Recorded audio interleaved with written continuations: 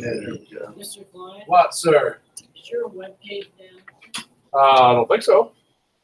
Okay. Is it? Well, it's not let me get to the week. It just says down. Well, it's down. Oh. Oh, okay, here it is. We good? Okay, I didn't know. I didn't heard anything about that. All right. All right, guys. We are going to actually, do stuff today. So I'm over testing. I can't do it anymore. So we're going to do a little bit of stuff today. But before we get started on any of that, just I'm not trying to be the bearer of bad news here, but your 9 weeks does end next week. Yeah. So we recorded. Oh, okay. Well, yeah. This group is doing okay, but listen, please. But I did want to point out a couple of things just with regards to this class and the grades that you have left. You do have your Article 1 analysis. That's not going to be life-changing points, but it will be points nonetheless. You do have your position paper that I'm sort of midway through grading those right now. Those have been okay. The two biggest things that are kind of keeping people are number one, not letting me know where you're getting some of your information from. But I'm just gonna tell you, I don't care what you're writing. Like, just don't claim it as yours, right? Unless it is yours. It's always pretty obvious what is not yours, and especially when you get to the next level, if you're planning on going to college or university, they take that stuff super serious, right? They can. They sort of have a process usually, but it's usually a 0 on the assignment, removal from the class, and then they can just kick you out of the university if it becomes a rampant issue.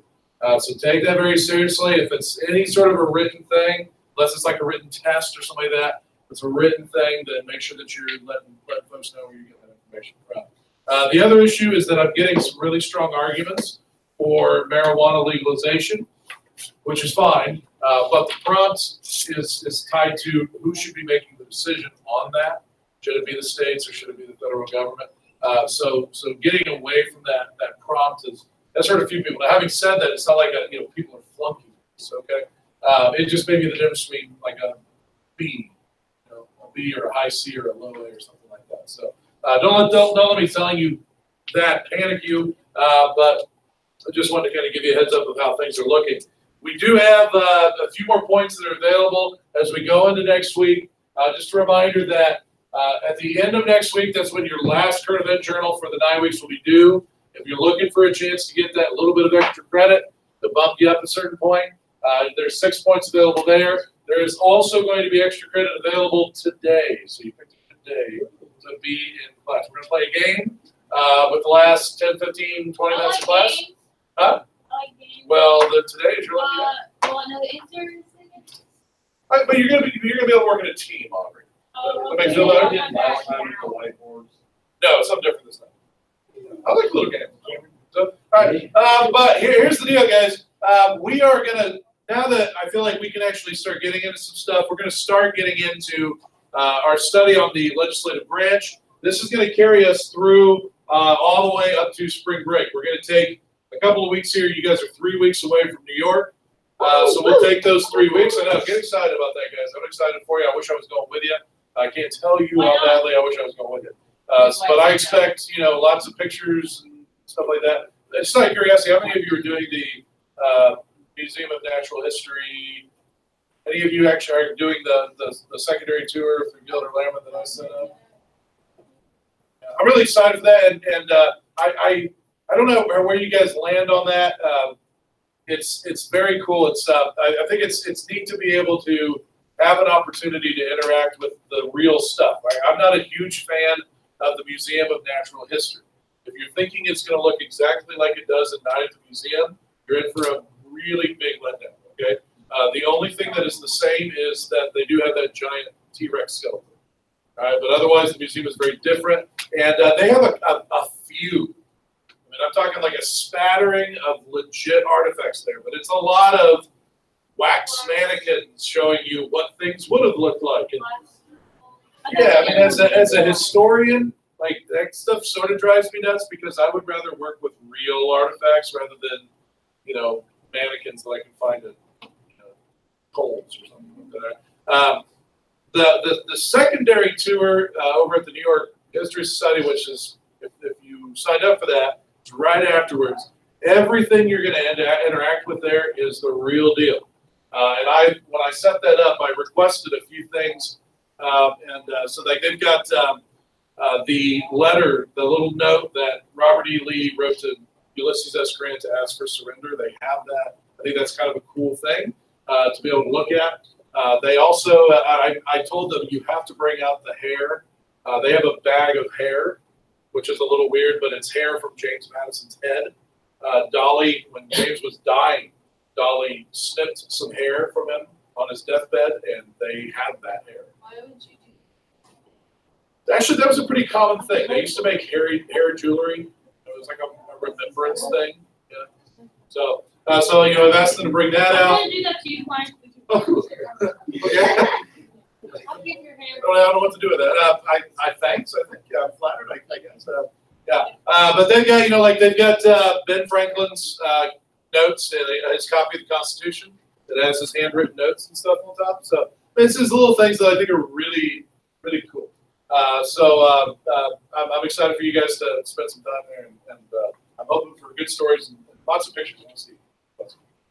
But we're going to take 3 weeks. We're going to get to that point. That week, of course, you're in New York is sort of a wash. If you're not going to New York, probably get some board games that way.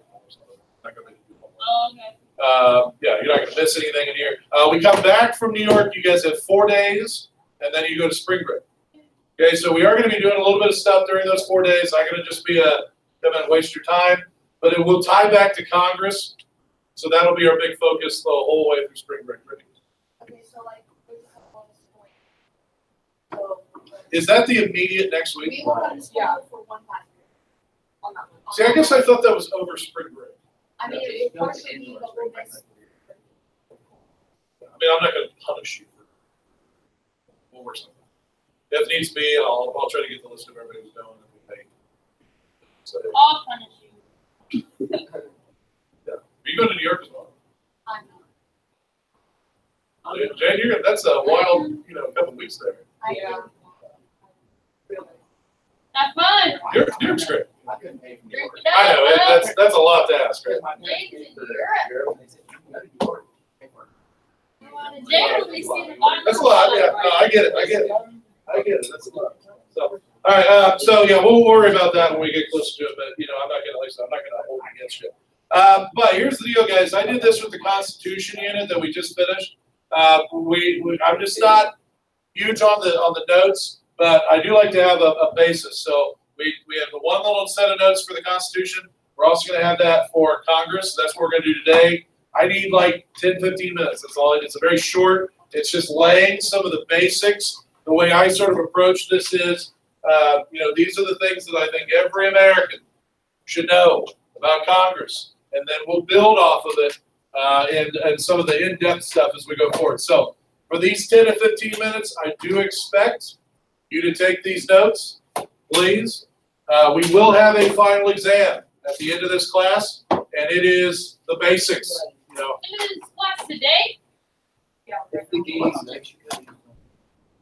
So I'm gonna take 10, 15 minutes to go over this, and then the time we have left will be the game where the winners will get some extra credits. Right? I like it. All right. So like I said, purely basics. We're not going to get into any in-depth stuff here. I'll probably tell a few stories tied to Congress. I like telling the stories. So we'll get into that. But this is just, again, the basic stuff. Some of you may already know this stuff, but these are the things I think every American should know when it comes to Congress. I'm going to go ahead and start by I'm going to put a table up there real quick that covers the basic logistics of Congress. And then I'm going to kind of talk over that as we go here. But, I feel like you ought to know the key differences between chambers, how old you have to be, how long do you serve, how many are in there, and so forth. It's a similar table to what you did on the Article 1 analysis with a few extras served in there. Now, one of the questions that I got asked a lot by students as they did that assignment was, which is the upper house and which is the lower house? And if you chose Senate, for upper house, then you chose correctly. And, you know, when you hear upper house, what does that make you think? Perhaps, yes. Like the Yep. bigger They're house. dabble power. Yeah, I mean, and that's what when it makes you. That's what it sounds like. That's exactly what the founders were going for here. If you can remember back to our discussion on the Constitution, this was several weeks ago, but originally James Madison wanted there to just be a one-chamber Congress that would be the House of Representatives. He wanted the seats, the votes in that chamber to be based off of your population. New Jersey, some of the smaller states stepped in and said, you know, this screws us over. You know, we should have one chamber where every state gets an equal vote. So they compromised, great compromise, and created a bicameral legislature, and that's what we have here. But, you know, there was this sort of mentality, I think, and honestly, I feel like it still exists, that the Senate is the the wiser chamber, that it is. Some people look at it and say that it is the fairer chamber. I feel like it does have sort of this elitist kind of mentality. There's just no denying that there's a bit more prestige, it seems like, to be able to say that you're a senator as opposed to saying you're a representative. We have had several presidents that have been elected from the U.S. Senate. We've had exactly 0 that have been elected from the House. I don't think that that's a random fluky coincidence. I think that I remember a couple of years ago, I'm trying to remember when this was, maybe 2008, there was a Republican who was running for president, a guy named Dennis Kucinich. I would not, that does name maybe rings a bell, James? You're kind of shaking your head? I don't know, yeah. He was kind of a wacky guy, but he had a lot of interesting point of view. He never really stood a chance, though, because he was a congressman. And it was, kind of like, Dennis Kucinich who, And you just don't get that name recognition unless you're the Speaker of the House or some big name congressman or congresswoman.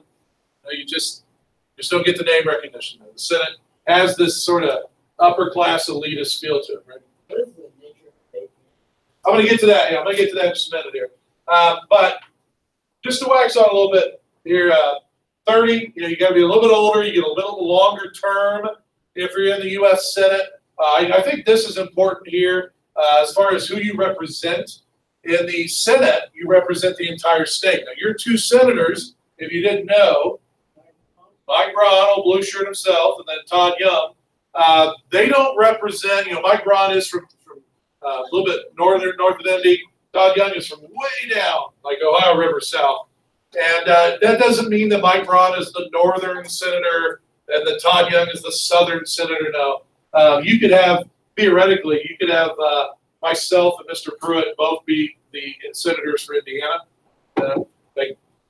That's okay. You represent the entire state as opposed to one part of it.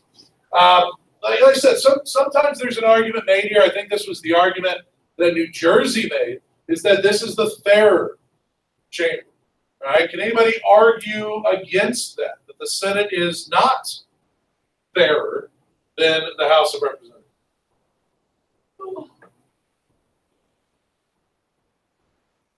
It's equal. It's certainly more equal. 2 per state. But is it more fair? You guys understand, right? Equal does not necessarily equal fair, right? It's not how it works. I think of an argument here that the Senate is actually less fair than the House. Maybe that, yeah. I'll tell you what, Brady, do me a favor. Open up Google for me real quick and give me the current population of California. While he's doing that, I'll tell you this. Montana, I don't know why I know this. I got weird stuff in my head. Montana's population is right around 980,000 people. Now, does that sound like a big number to you? Yes. I guess it is, but population, that's pretty small. Right? Montana's something like 48th in the country in population. All right, what do you got? 39.54 million. That was in 2017. Okay, so 980,000 compared to 39 million. Now, where am I going with this? Where? Population. Yeah, some smaller states don't really get like. Like California has. Yeah, I mean, that's the idea here, is that you've got the same number of people representing 980,000 voices as we do in California that are representing 39 million. That's not really fair. That the House, and it's kind of what James Madison is saying here, is much more fair in the way that it is set up. What we're looking for here, we'll get more into this next week, is we want there to be a district in the House for right around every 710,000 U.S. citizens. Now that's going to change, and that's going to change over the course of the next 2 years. And the reason why is because we base that off of the U.S. Census. How long is the census? How often is the census taken? It's taken every 10 years. Is it an accurate portrayal of our country's population? No, not in any way, shape, or form. It tells us absolutely nothing. And the reason why, and you guys may start to notice this over the course of the next year. Okay, the U.S. government is getting ready to do its 2020 census. Well, that's part of it, but the bigger issue, honestly, is that the government's going to hire a bunch of temps. All right, these people have a very thankless job. It is their job to knock on every door in the United States of America. And I mean every single door. Someone, if they're doing their job, is going to knock on your door. Now, what's the problem? Some people aren't going to do their jobs? What? Yeah, that's right. What's the other problem? Jane, what do you think? People lie all the time. Literally, I mean, I've done this before. I remember when in 2010, they came to my door, I answered it, and they said, how many people do you have living in your house? And I said, okay, thanks. They didn't make me prove it. So I could have said, believe it or not, we've got 75 people living in this house. Okay, 75, there you go. That's it. Okay? And then can you think of another issue here? Not everyone lives in a home. Okay, that could be, what about our homeless population? Absolutely. What's another problem? People that are like. Immigration. Yes, that's absolutely part of it. What about the people who don't answer the door? Oh, yeah. No solicitors. People won't answer the door. So does the census tell us anything about our population? Yes. It tells us about the people who answer the door and give us accurate information. Other than that, it doesn't really tell us anything. Yet, why do I make such a stink about it? Because that's how we're determining our house. So it's kind of a big deal. So there's a bit of a problem there. 435 people.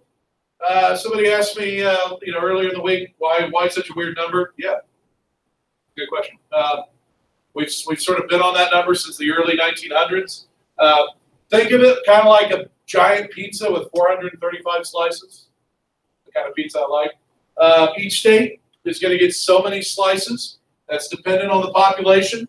So however many pockets of 710,000 you have, that determines your slices. California has 53 slices of the 435. Oh, yeah, right. Indiana has 9.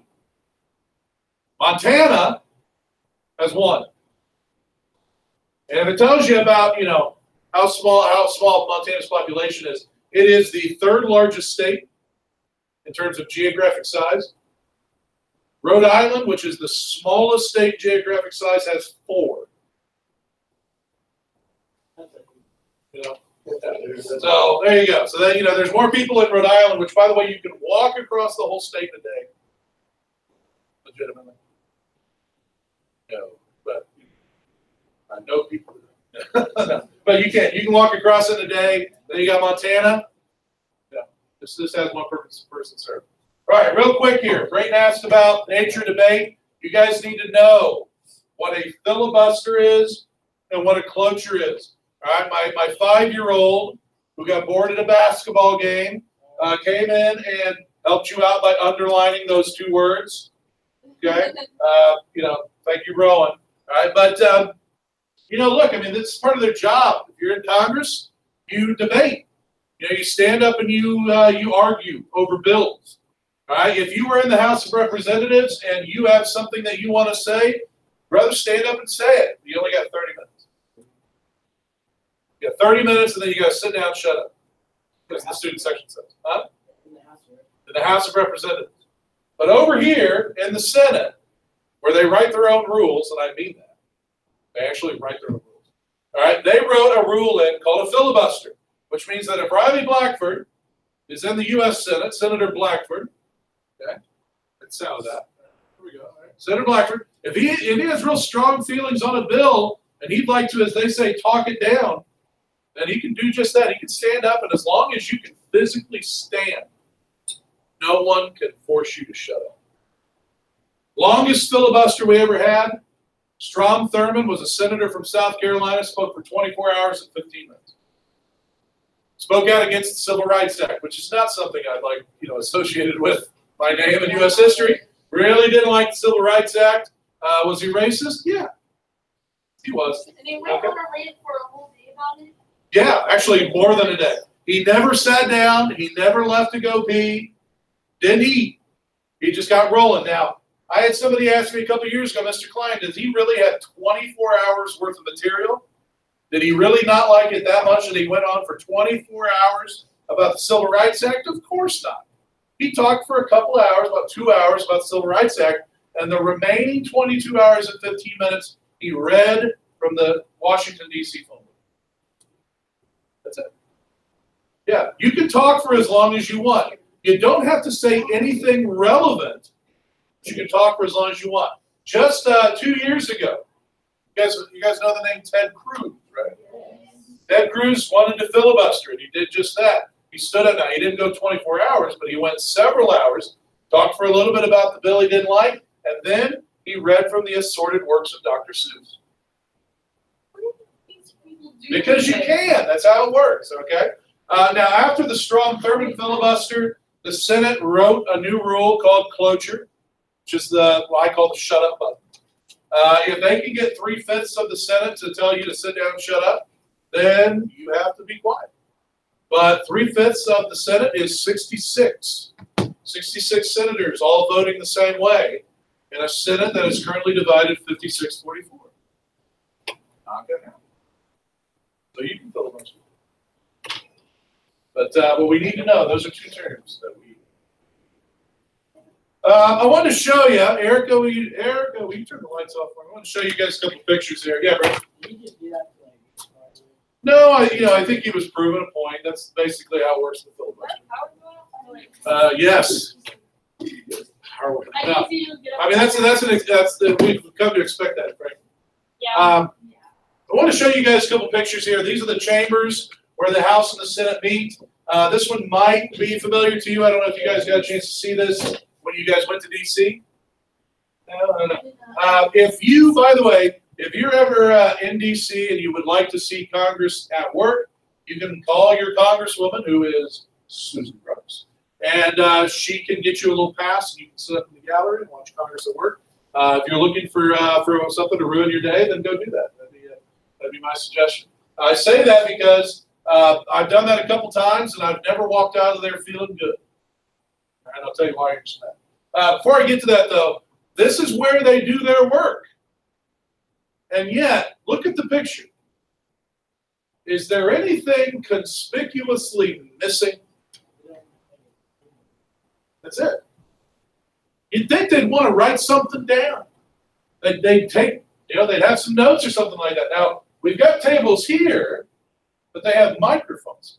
That's where you stand when you want to talk. But none of the chairs have a table. Why is that the case?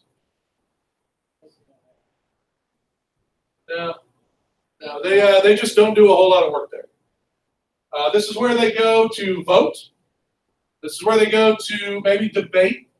But the vast majority, I'd say 85% of the work that Congress does takes place in the office buildings behind the Capitol. For some of these congressmen and women, that is also their home, their office. Paul Ryan, does that name ring a bell? This was Speaker of the House, right?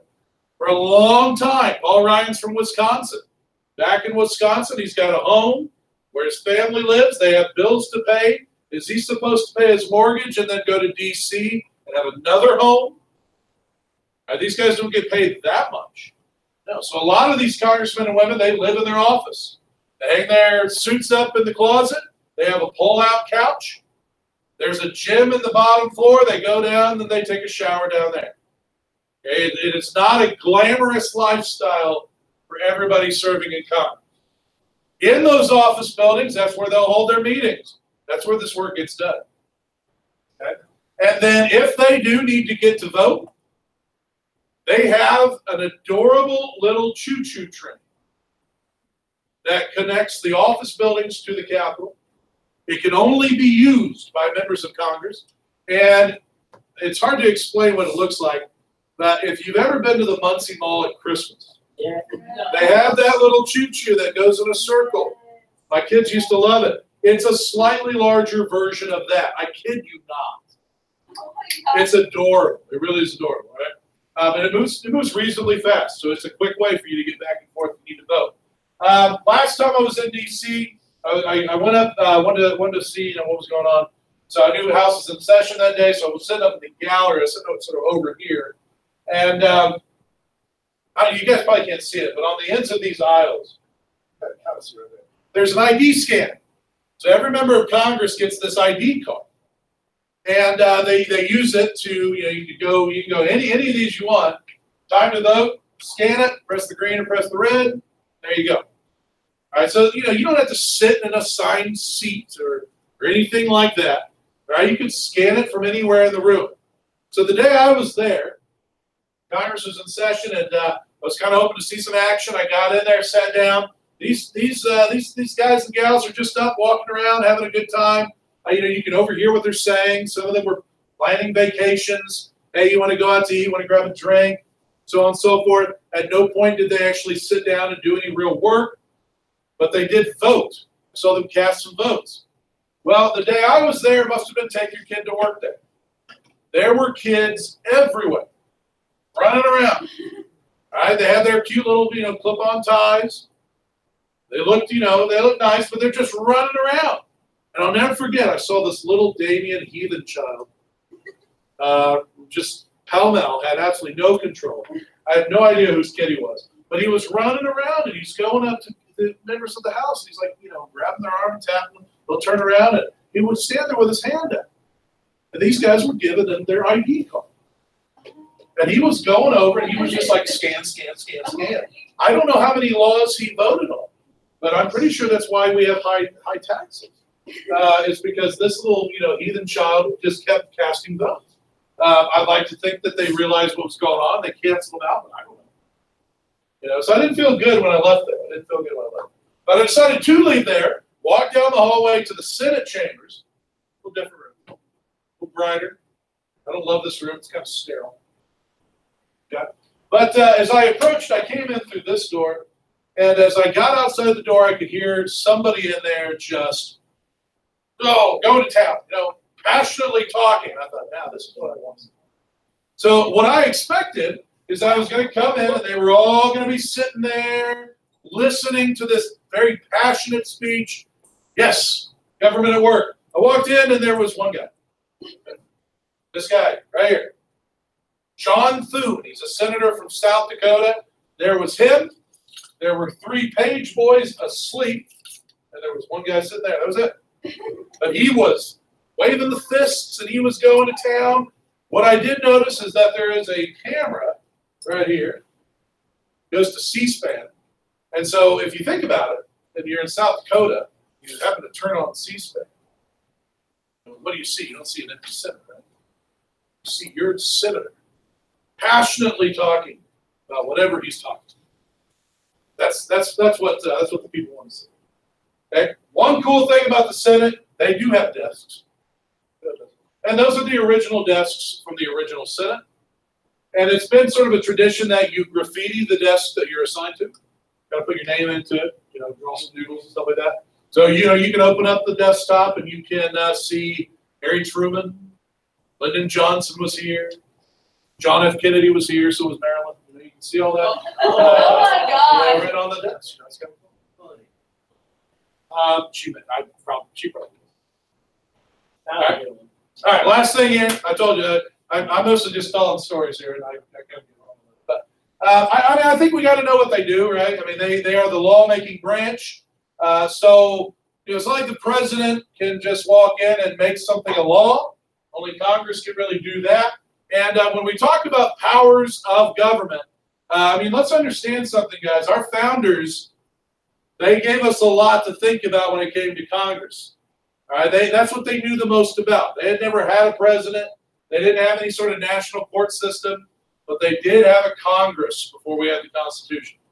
So they felt the most comfortable with that branch. And I don't think that it's any coincidence that they gave Congress what are arguably, maybe inarguably, the two most important powers of government. All right, if you go to Article 1, Section 8, there's a list of powers. I think we can categorize most of them as the power of force and the power of the purse. All right, power of force, there's no denying the fact that Congress is the only branch that can declare war. All right, Congress is the branch that is responsible for providing for an army and for a navy. President does not, it's not like he writes checks out of his own bank account. Congress is the one that's going to provide for that army and the navy. When it comes to money, again, the president doesn't set the budget. He may suggest it, but he doesn't suggest it, or doesn't make it. Congress sets the budget. Congress sets our tax laws into motion. Congress determines the money that may go to Frankton, Madison County, Indiana for highway repair. All of that comes through Congress, not the president and not the courts. So there's no denying that Congress has some pretty legitimate power here. Right? And to build off of that, we're going to get to this game here. All right, we got time here. We'll have to get moving here, but we got time. All right, so on each of the tables, I put a game board. And if you look at it, you'll see that it looks sort of like a pizza. Cameron, I'm going to have you move back over here. Get some even teams here. All right, so you've got sort of this pizza there. Make sure that at least one person has the game board in front of them. You don't need a writing utensil of any kind. All right, but I'm going to come around. I'm going to give each team a cup. In the cup, there should be 20 pizza slices. All right, if you want to get them out and lay them out and make sure that you got 20, I don't blame you. Yes. Yes. All right, so if you want to do that, that's fine. And each of these pizza slices, listen carefully, each of these pizza slices shows something that Congress does.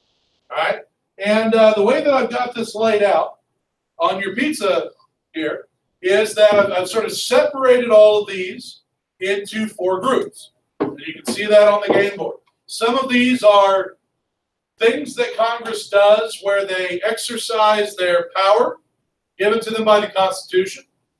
Some of these are things that they do when they actually write a law. Some of these are things that they do when they try to balance power. So a good example of that would be when Congress or when the Senate confirms a president's choice for the Supreme Court, checks and balances. And then finally, some of these are things that Congress does when they represent the constituents. That's you and that's me. All right? So what I'm going to give you the time to do, and I'm going to give you through the end of the period, and it's the first team that gets it done and shows it to me correctly. Build your pizza. Build your pizza. Now, if you're thinking, I don't know where this goes, there is a clue built in. Each of these slices has a letter. Those letters, when put together, will spell a phrase. You've got to put it in the right way. It's not like a random phrase. It's not, Little Caesars is a horrible pizza brand. All right, that's an indisputable fact, but it's not the phrase. Yeah, they're good except for taste. They're like the Nickelback. Okay, so you need to have the phrase in the right way. All right, I will give you a hint to get you started. The first letter of the first word, there are 3 words total in this phrase. The first letter of the first word is C. Is C, all right? So the time starts now. You've got through the end of the period. Yes. Is there a certain spot on here that starts? The C starts at 9 o'clock. Actually, I guess it'd be 9:05 maybe. So